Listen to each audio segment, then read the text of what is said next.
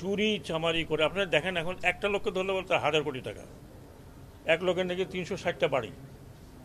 তো এখন এগুলো তো ভাই, আমরা তো অনেক আগে জন্মগ্রহণ করেছি, আমরা তো দেখিনি এই দেশে এত বিশাল বিশাল জমিদার আছে বা ব্যারনরা আছে যাদের কাছে মিলিয়ন্স অফ। দুদিন আগে কি ছিল, এখন এক একজন হয়ে গেছে হাজার হাজার কোটি টাকার মালিক। এইটা হচ্ছে আমার কাছে মনে হয় জাতির জন্য সবচেয়ে বড় প্রবলেম। আজকাল কথা বললে অনেকে অনেক রকম কথা বলে, বাট আমার মেইন উদ্দেশ্য, আমি দুটো মন্ত্রণালয়ে আছি, আমি যা দেখেছি এটাকে সাগর চুরি বলা যায় না, প্রশান্ত মহাসাগরীয় চুরির জায়গাগুলো হয়েছে প্রচুর।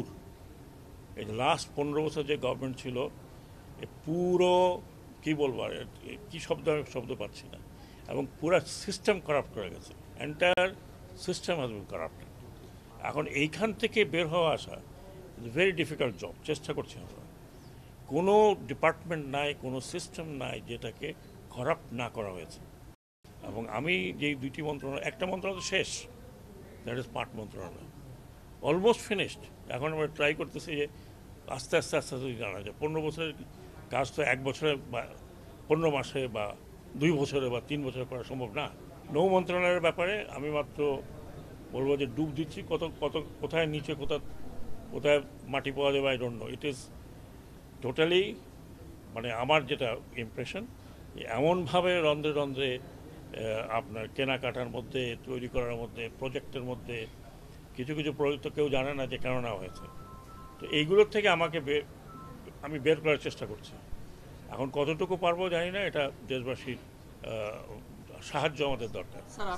আমরা একা পারবো না, আপনাদেরকেও বলতে হবে যে এই দেশের যে অবস্থা করেছে, আমি শুধু পলিটিক্যাল কথা বলছি না, ইকোনমিক্যালি চুরি চামারি করে আপনারা দেখেন, এখন একটা লোককে ধরলে বলতে 1,000 কোটি টাকা, এক লোকের নাকি 360টা বাড়ি।